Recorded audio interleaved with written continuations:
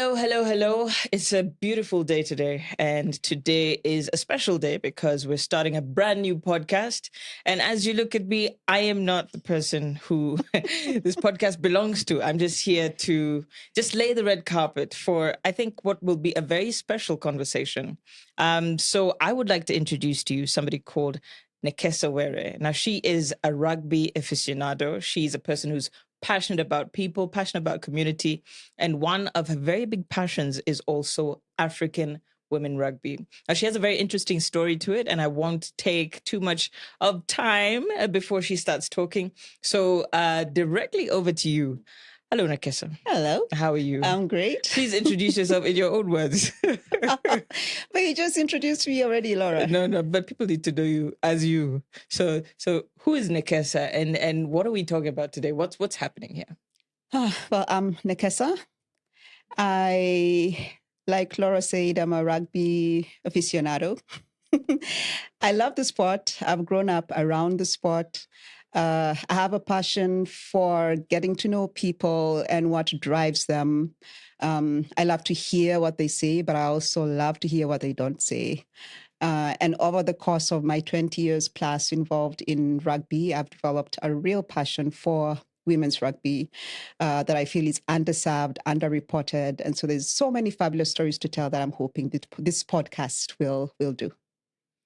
So you've just put a really big number there, 20 years. Huh. And in my head, okay, so I started watching rugby. I couldn't do, if it's not sevens, I could not watch rugby because I'm like, this game is long.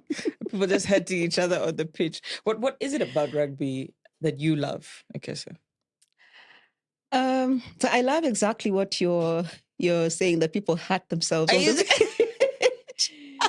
She doesn't mean it, but no, I love the physicality of it. It feels for me like poetry in motion. It's like just watching the players on the pitch. Yeah. And just what it takes, understanding what it takes for a player to be able to move the way that they do, to be able to think the way that they think. It's more than going to the gym. It's about putting your mind in the game, understanding yourself, understanding your teammates. So there's so many things at play when you see players on the pitch. And for me, that's what gets me. I wish I could. I can't play the sport. I've never played the sport. So it's like a dance. So it is like a dance. So you have to really trust your body. I'm just trying to pick from your words to say, okay, maybe this is what it means. You do have to trust your body, but more than that, you need to trust your teammate. Explain that to me.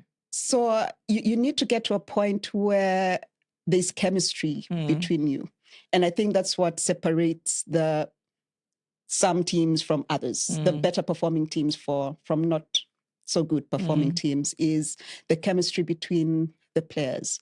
Do you know your teammate? Can you anticipate their moves? Because it doesn't always go according. You could make plans for how the game is going to go, but it doesn't always go that way. So are you able to pick up, okay, right, Laura is doing this on the pitch. That means next I'm going to have to be here to receive the ball from her. Are you able to do that stuff between the two of you? Is that why there's so much camaraderie between, yes. It's almost like a club you're not allowed to be part of. Well, yes, I think that's it, because you really need to get to know each other on the pitch and off the pitch. And when those two relationships are developed, then that's when you get your A-star players, really. Yeah. So if you look at rugby, and right now I was talking about men's rugby in my head, what's the difference, apart from gender, between men's rugby and women's rugby? So I was going to say no difference. There's absolutely no difference. But I just right now was remembering a conversation I was having as we're watching our women's team. So I'm a member of Kenya Harlequins, and we have a women's team. They're called the Queens. The Queens. Oh, there you go. The Queens. So we're watching them play the other day, and someone standing next to me said, "Women's rugby is just so beautiful. The way they pass the ball is so intentional, and it looks like silk." That's how they described it. They said it looks like silk. The way they pass that ball is just so beautiful. So I want to go with that. That's the difference. The women's game looks like and feels like silk. I like that. So okay, I've tried to throw the rugby ball. It's not easy. So making it silky, probably even harder. But so in my head, the way I would see it is women's rugby is just as physical. But then is it wrong to say there's a softness to it? But the softness comes not from the physicality, but the character of women. Hmm. I'm talking as somebody who has never watched women rugby, so please I know. don't judge me. And I'm trying to think about this really. I mean, yes, I think there's aspects of it, or maybe it's a personality trait where some players will be softer in the way that they, that they play than others. But then there's others for who it's not. I think it's just different styles of play. Maybe inherently with the way we are built, women players it may sometimes appear to be a softer game, but then the more you watch it, the more you realize, honestly, Laura, there just is no difference. The tackles are just as hard, the runs are just as fast, the celebrations are just as big, the disappointments are just as sad. So yeah, because I guess if you are putting your all into it, then you're going to get out there. So why are you having this podcast? Why is it important for you to talk about women's rugby in Africa?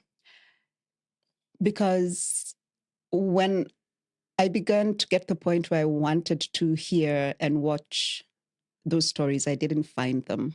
I knew they existed because I've been involved in the sport for a long time, including, like managing a women's national team. So I knew there were other women's national teams out there, but it's not that easy to get the stories. Yes, you will see a rugby union website with something about women's fixtures and so on. But then I wanted to know the women that were playing, and I wanted to know the women that were running the sport. And I struggled to find those articles, and I struggled to find those podcasts. And so I thought, I want to do my part. I know there's some out there, and I found the one or two. And so I wanted to add mine into that pot. So wait, just rewind a little bit. You managed the national women's rugby team. How long for? I think it was 2 seasons, 2 years-ish. Yeah. Tell me about that. Like, how did you get there? What did you do when you were there? Why did you leave? How is that experience? Oh, that's a fun story. Yeah. I can see from your reaction. I want to know. How did I get there? I mean, how far back do we go? There too. I'm here. I'm here to listen to your story. So I got into rugby at the university playing level. So basically because my brother played for Mean Machine, University of Nairobi's Mean Machine, I followed that team quite a bit. I also followed Jomo Kenyatta University of Agriculture and Technology, Cougars, because my other brother played for, So anyway, I followed my brothers playing. And following my brothers playing, I found myself within the rugby fraternity.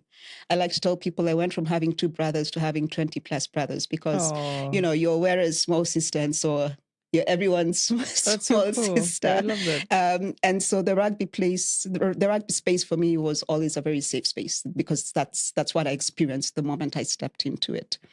And so following one of my brothers, his name was Ao Kagasheo, who much later on became the CEO of the Kenya Rugby Union.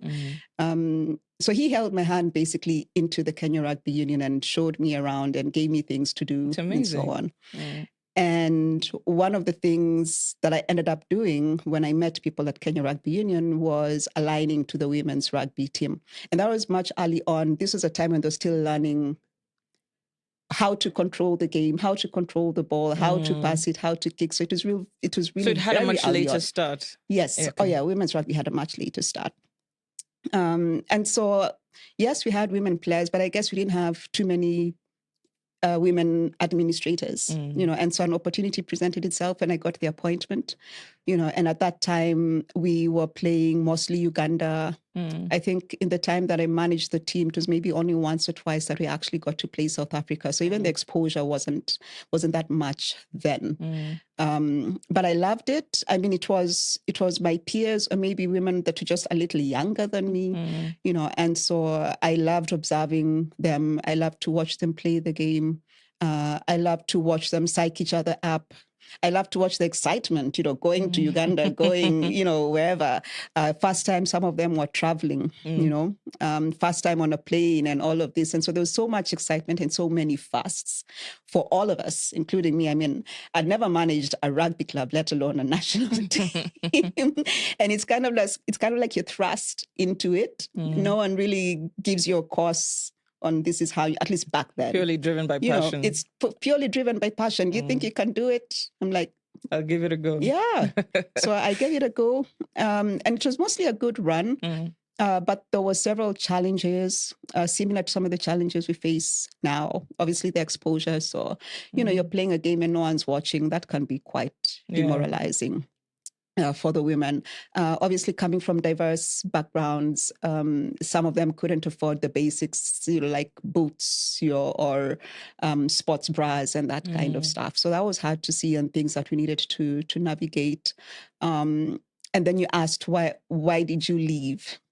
And so this was it was a camp just down in South Sea. Getting ready for, I think, must have been getting ready for an international fixture. And I remember that we were all, I think it was some dorm somewhere. And so at some point, there was like silence. I'm like, where is everyone? And so I walked down the hall and I discovered that all the players are in this room and they're having this conversation, just so frustrated about not having been paid. And I mean, still have those stories today. So not much has changed, unfortunately. But it's just the frustration of we haven't been paid. What should we do about it? Should we not take the pitch? It's conversations that athletes have when they're kind of debating, like, where do we draw the line between what we must have? Like, what's our non-negotiables? And I loved that there was this kamkunji going on. There was this meeting. There's this meeting going on where they were trying to have a rational conversation about it. But I also felt so deflated because I couldn't do anything about it. It was just, when you're told kangumu, just hang in there and get this thing done. And we've done that for so long. And at that moment when they were actually having this conversation about we want to take the pitch, but we need to draw this line somewhere, I honestly just felt so deflated. And I felt this was bigger than me and that I just couldn't. I couldn't help them in that moment. And I remember I just messaged my husband and he said, you know what, this is probably not the way I should leave, but I think this is, I just need to leave because I'm just not helping this situation right now. But what kind of, where was the money coming from at the time? And how much money was coming in? I can't to be a kamkunji, just to paint the picture. It's so much. I mean, if you consider that we're paying, or we're honoring them with a lot more today than we did then we weren't talking about much. They can't have been asking, if I had to put a figure to it, I don't think that any one of them was owed more than 5,000 bob, honestly. Per game? Just generally at that time when this had become an issue for them. How is the payment done usually? Are you paid per season? Are you paid per game? Are you paid per team? Or how does it work? What is the, let's say, the going structure? Well, it really depends. If you're talking about it at a club level, then it might be per game or per training session. Okay. Although just for efficiency, it might be that this is the amount you get per training session and this is what you get per game, but then we're going to pay it at the end of the month. Or it might be that we're going to pay it at the end of each week. It really depends on the cash flows of the, of the different clubs. At a national team level, ideally, you should sign a contract. Ideally. Yeah. Ideally, you should sign a contract. That's a good word. And sometimes those contracts were signed and sometimes they weren't, and then they weren't honored, and so then you're probably then coming back into training and what you had been promised before hasn't been paid, but there's a promise that it will be paid eventually. So I think the women were really at a point where promises had been made and broken, and that literally then breaks you, as a player. And so for me, I just couldn't. I felt like it was a situation I couldn't help at all. And so I wanted to step away from it. But it always was on the back of my mind as that one time that I didn't do what I set out to do as far as the rugby, space. So I would always come back to it as a point of failure for myself, that the women needed this thing and I wasn't able to help them do it. Because I just felt, honestly, by that time I'd fought and there wasn't much else that I could do. And so for me, this podcast is actually partly an effort to go back to that moment and do something about it. Okay. Yeah. As they say, it's never too late. So I do feel like you have something going on here. But I'm going to take you back. You need to tell me how much people are paid for training, how much people are paid for games, just for us to get an idea, because you can have as many kamkunjis as you want. Yeah. Unless we understand what you were going through, we might not be able to even see the frustration or why they were frustrated. So if you were to just give a ballpoint figure, and I is it ballpoint or ballpark? Ballpoint is a pen. A ballpark. Ballpark figure. So I'm just curious to know how much people were paid, and because I just want to picture in my mind, if you're going for training, you have to be so focused on the training that you're doing. So I mean, the truth is I can't remember the actual amount, but let's set it in context of your typical rugby club now. When a player shows up for training, depending on the club, they may be getting 300 to 700 shillings for showing up for training. So that's maybe 2 sessions, 3 sessions a week. And then you make the team. So you're playing on a Saturday whenever the game is. Maybe you're getting 1,000 or 1,500. Again, depends on the club. Some clubs That's now. Whoa. Right. So back then, we're probably talking 200, 300, In fact, I know some of our players who would come, whose motivation to begin playing rugby was to get that 200 bob when they came for training, So we're not even talking colossal amounts of money.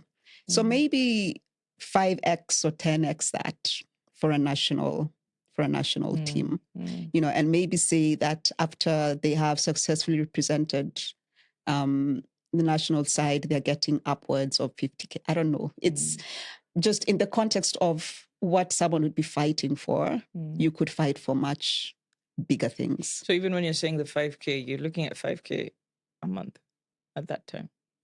Okay. At club level, yes, potentially. Whoa. Yeah. So this okay. What are some of the things, apart from that fight? Women are observant, and I think you're more observant than a lot of people that I know. What are some of the stories that you can share, of course, at your discretion, that just never left you from that time? So one story, like I said, is definitely when I learned that there were women living in informal areas who would work or pay 20 bob to get to training just to be able to go back home with 200 bob. For me, that was like this is their livelihood. This is the reason, because they want to get 200 bob and on the way home buy some food. So you're getting home and you're walking in with something and you're saying, I worked for this, and to think that there's still players in that position now who count on rugby for their livelihood and for that 200, 300 bob that they're getting at the end of the day to basically sustain them. Like, this is their life's plan currently. This is how they intend to exist. For me is we can do better, when I think about that, or to think about women who just have that desire to play professionally. When I was managing the women's team, there were some women that played basketball and netball and so on, and then saw rugby and saw how well rugby was doing, and they're like, I'm going to play for that national team, so I'm jumping over. And you still have women today who play other sports other than rugby, I guess, still trying to figure out, where where there's more pathway for them to do, what they'd like to do. And so seeing, similar to the men, women also have desires and dreams. They want to play for the national team and so on and so forth. For them, that's the motivation coming into rugby. But then to come into rugby and then for no one to see you for what you are, which is an athlete, or in my case, for people to not see me as someone that wants to support the game, to administer the game, that's I think that for me was another motivation to begin to tell stories, because I got a bit frustrated with assumptions of why women would be in rugby, with assumptions of why I would be in rugby. What are some of those assumptions? So, because you look like they're still upsetting you. They still upset. They still upset me, and I see those people who made those assumptions, and I'm just like, but God, stop it. If it wasn't for God, But I mean, it's not just specific to the rugby space, but so for me, it would be incidences like, so Nekesa is now tournament director for this tournament. Who did she sleep with? Or who wanted to sleep with her? Or just just things like a woman walking in to watch rugby because they love the game, and then it's just an uncomfortable space for you to be, with the catcalls and so on. It's so ridiculous. I was having a conversation. So I had a round table for women because I was planning this tournament, and I wanted to understand, why don't you come? When we host this tournament, why don't you guys come? And it's crazy that the stories that women have of rugby it's just the moment I walk in through those gates, it's just uncomfortable. I need to figure, in fact, before I walk in, like while I'm at home, I need to figure out, how do I draw a compromise between what I want to wear and what will be acceptable because of who I'm going to find there. Once I walk in, which is the path that I can use, where all these people sitting on the stands are not going to see me and make me feel so uncomfortable. And so you have a lot of women walking behind stands for that exact reason. Whoa. Right? Who am I going to go with so I can feel safe? That shouldn't be a consideration. Yeah. It shouldn't be a consideration anywhere.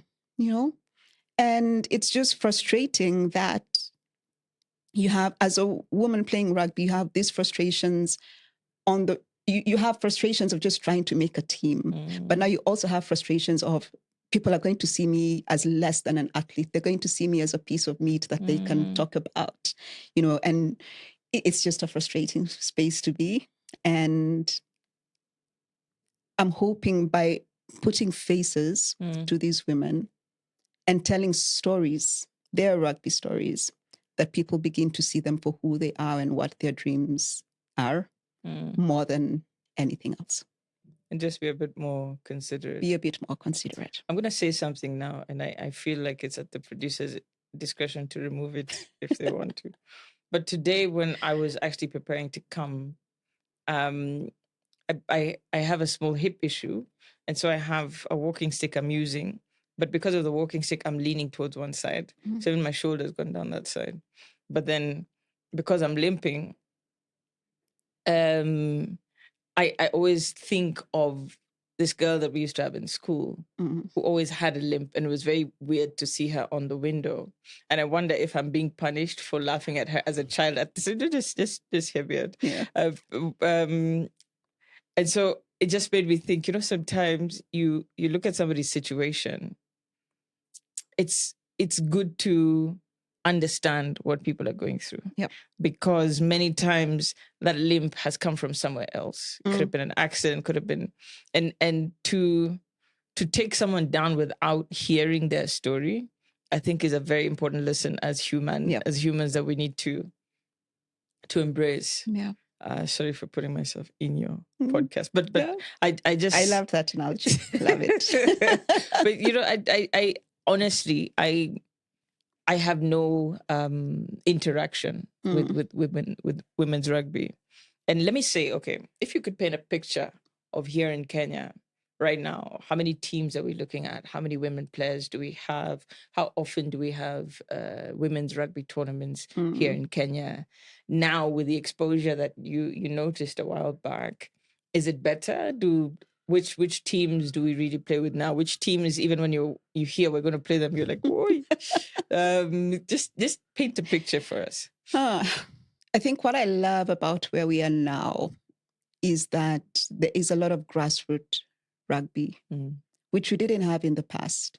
So back in my time when I was managing this women's team, like I said, that was their first, for many of them, that was their first. You can imagine it being your first interaction, understanding the game and how to play it. And then within months or maybe a year or so, now you're in the national team, like that, that curve is crazy. But now we have little kids, little girls playing rugby, being taught the game. If you go to the academies, there's boys and there's girls learning the game. If you go to your to your primary schools, whether public, whether private, there's girls, learning the game. Go to high schools, there's girls, women, playing the game. And so I love that we're beginning to set that foundation and understanding that you need to catch them early. By the time they're getting to universities, if that's where they're learning it from scratch, then it's a little too late for some of them. So that foundation has been set, and that's fantastic. And then our national team, I feel, is doing incredibly well. I was having a conversation with a friend about them, and it really feels as though they're on a path. They're on a World Cup path.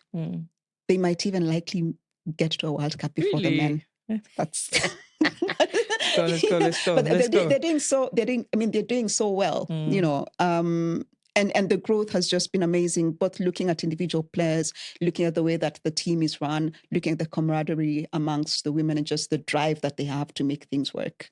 And so those two bits I feel are working really well. Grassroots level, national team level, as far as the team is working really well.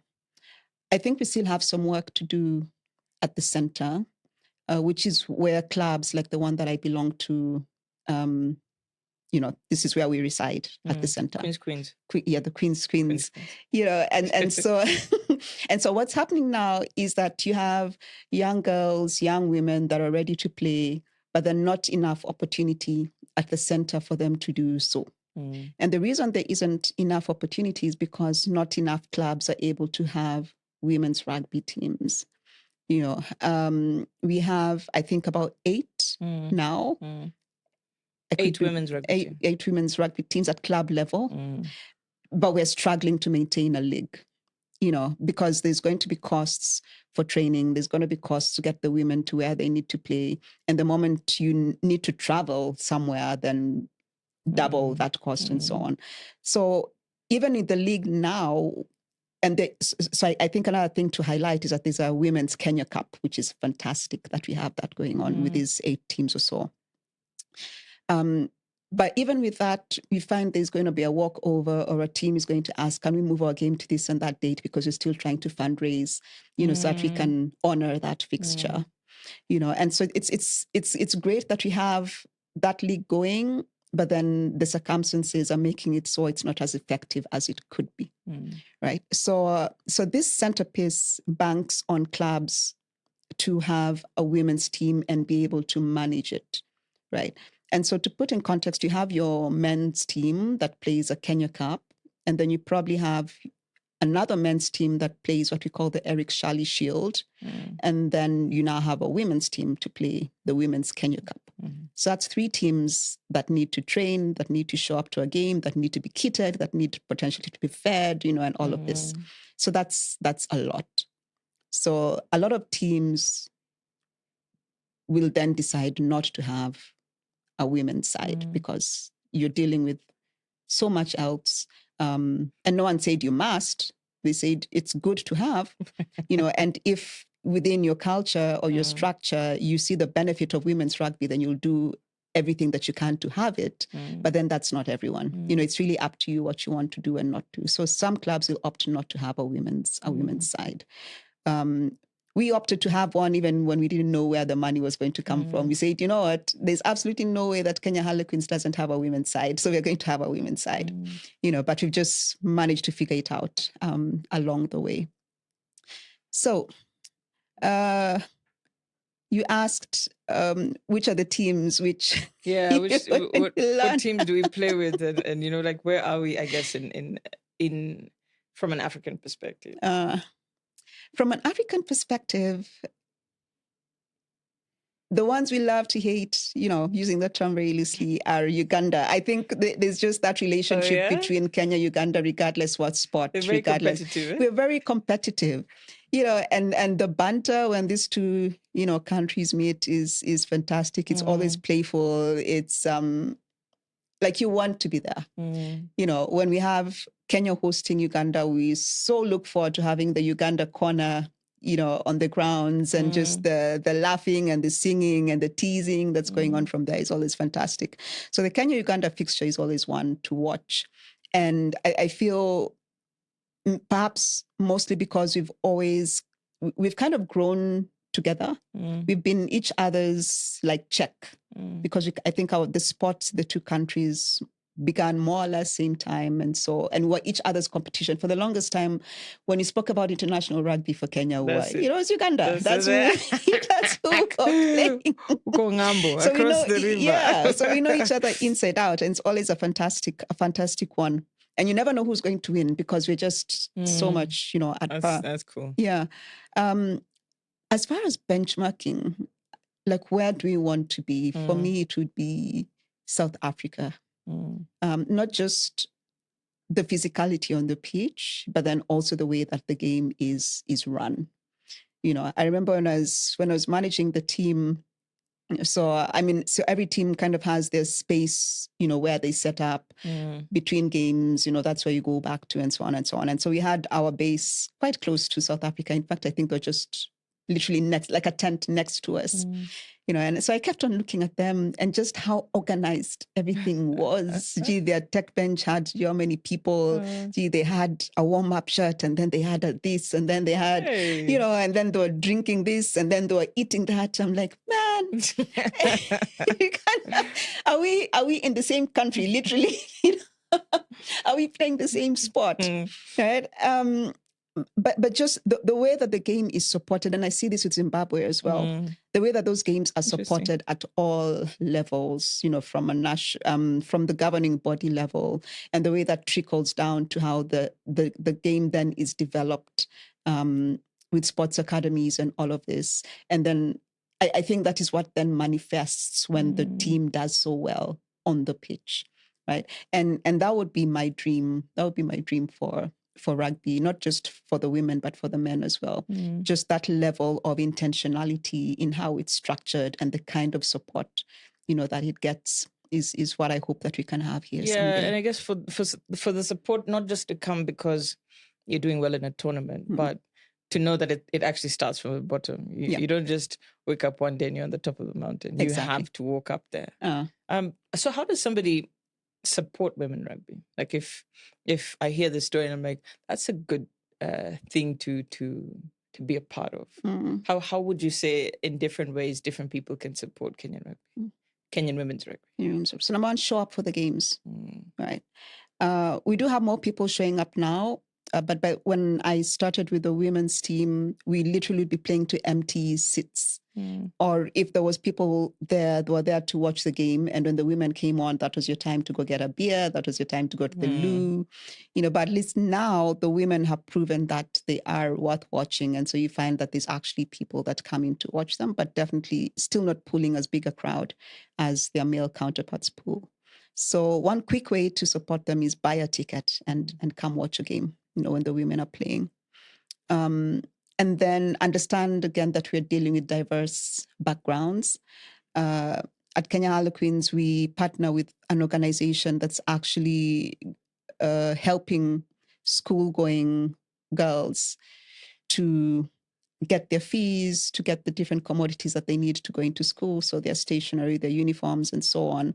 And so consider that some of the people that you watch, some of the women that you watch playing, sometimes even at a national team level, need that kind of support. They're still trying to go to school, so can we get scholarships? They're still trying to pay their rent. Can they get jobs? So basically, these are human beings, is what I'm trying to say, with the same challenges that you're facing, but every weekend putting their bodies on the line to represent your country. And so any way that you can think to give back is definitely a way that would be appreciated. Or just advocate for better playing conditions, advocate for corporates to begin to see value in investing in the women's game, same way that they invest in the men's game. So advocacy is also great. Okay, I like that.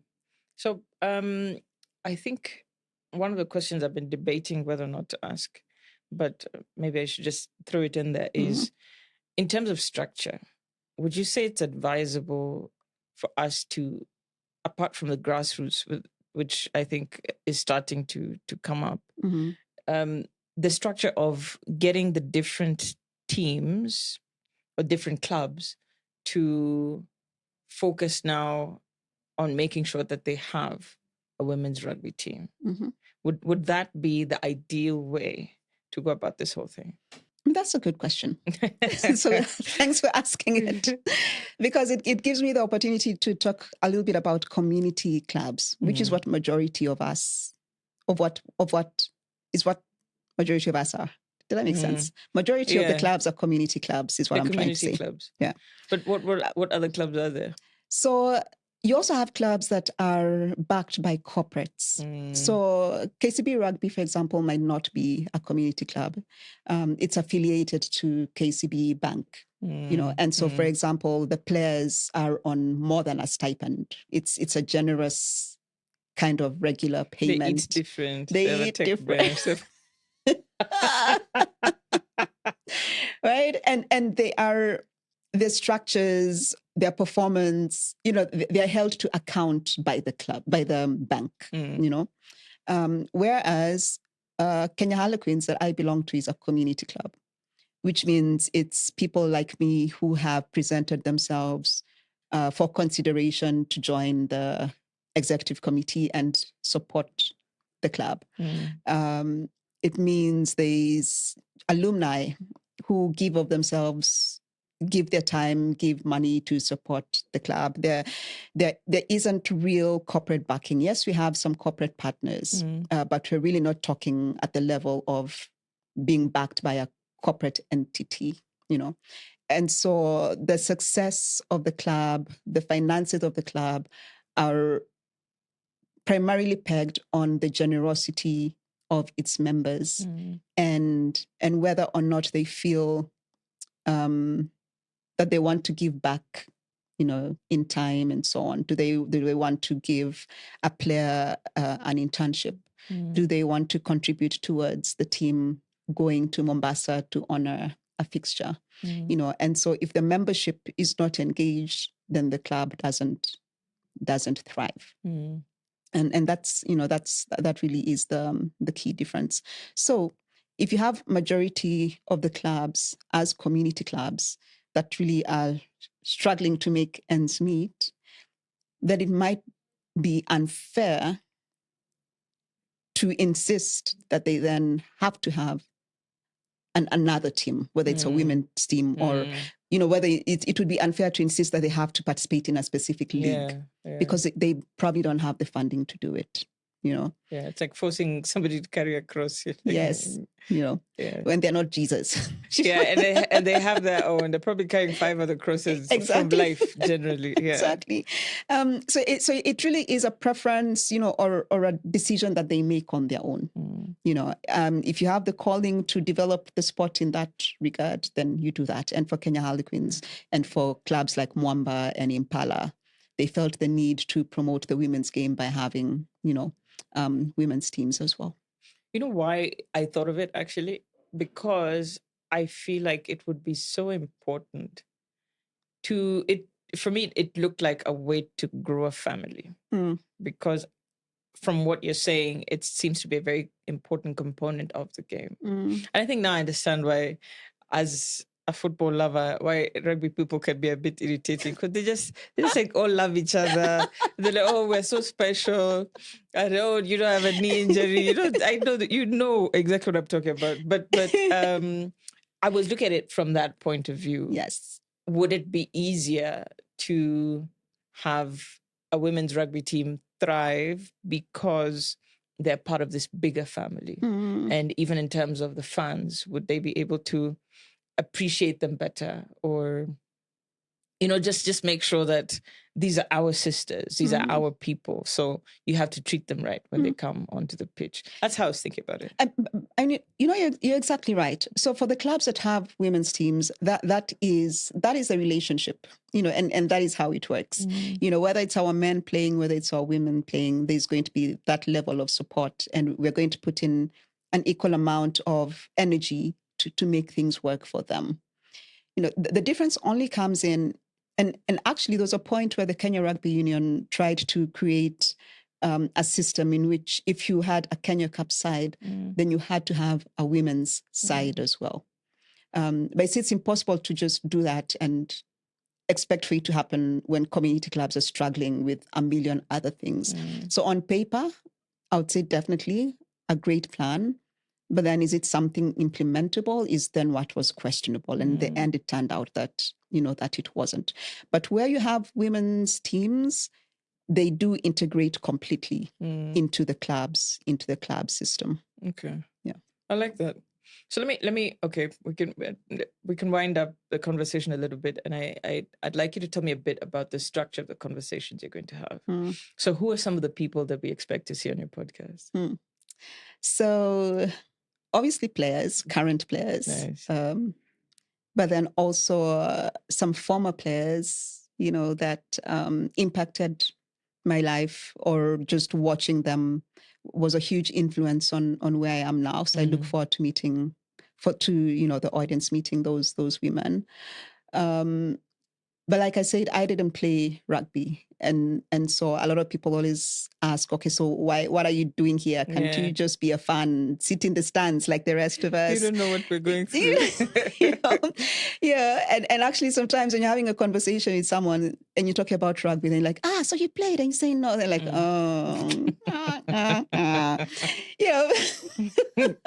But there's so much to do outside of the pitch. There's lots of stuff that needs to get done to make sure that what happens on the pitch works well. And so I also want to highlight those women that have been part of those journeys of rugby clubs, of rugby administration, who perhaps never passed a ball, never took the pitch, but whose contribution to the sport continues to be incredible. I really want to highlight those stories. I think because like when you're saying it in my head, I'm like, there's a lot of sacrifice involved. There is a lot of sacrifice. You give, and you definitely now have to begin to balance things, because it takes time away from your family, it takes time away from your job, and so sometimes you need to be. You need to really want to be there, is what I'm trying to say. It doesn't work any other way. And so the kinds of people that I want to bring to this podcast are people that are so passionate about the sport, that would do anything for the sport, that gave a lot of time and effort, gave a lot of their life to the sport. And so I would really want for people to meet them and honor them the way that I have honored them and hope to honor them through this podcast. But I also want to acknowledge men or other people who've contributed to the growth of the women's game. I like to call them the allies of the women's game, whether coaching them. You can't do it alone. Yeah. Or mentoring them. People who, if you were to Google women's rugby, you probably don't see their names, because again, no one has been telling the story of women's rugby across the continent. But women's rugby wouldn't be there without them, and so that's who this space is for. Yeah. As you're talking, I just remembered that, she doesn't play rugby. Yeah, she's never played rugby. So what exactly do you do when you're not, part of the rugby club or part of the rugby community? What do you do? When I'm not part of the rugby community. Yes. What are you paid to do? Since I know nobody's paying you to have this conversation. That's true. I'm paid to build a community of practice around community health. So I work for an organization called MEDIC, and MEDIC is a steward of the Community Health Toolkit community, which is basically a community of people that build digital health tools for community health workers. And so my job is to make sure that all our different pieces, all our different community members know each other, understand each other, and can work collaboratively for the good of the digital health space. Yeah. I think because I know Nekesa, I think you should Google her because she's given you a small bit of who she actually is, and she's a lot more. So just please watch out for that. So if I want to be part of this conversation, where will I find these conversations? Because I think there's a big community you've unlocked here that would love to hear their stories. Yep. Yeah. So where would somebody interact with your podcast? So definitely on Spotify or anywhere else that you get your podcasts. It will be there. We'll be on YouTube. Can catch some snippets on Instagram. African Women's Rugby Stories across all platforms. There we go. So Africa Women's Rugby Stories. That's what it's called. That's what it's called. Okay. Yeah. Welcome. Welcome to the set. Yeah. I wish you the very best with your podcast because even I didn't know. I know we talked about having this conversation, but there are a lot of aspects I think about women's rugby that I don't know. Starting from a Kenya level before you get to the Africa level, and I'm really looking forward to these conversations. Thank so you. all the best, Nekesa. Thank you. Next time when you sit on the red seat, you'll be the one asking the questions. Yeah. But I know that. You're very inquisitive, and also you. Do I bother you with my questions, Laura? Is that what you're trying to say? Because I ask so many questions, and you have to think before you answer them. But that's a good thing because I think that's always the best way to interact with people. That's always the best way to get to know what somebody's about. So thank you. I'm looking forward to watching this podcast. I'm looking forward to be a part of this podcast in whatever way possible. So I would just say, as Nekesa said, all the places where you listen to your podcast, all the different social media platforms that you enjoy visiting, look for African Women Rugby Stories. I'm really honored, Laura, that you would take time to give me my soft landing into the podcasting space. I'm obviously taking myself out of my comfort zone, but I feel so passionate about telling these women's rugby stories that I'm happy to be uncomfortable for as long as I have the space to do it. And so honored to have you, who's been seasoned interviewer, seasoned podcaster, to teach me and kind of set me off on this journey. So thank you.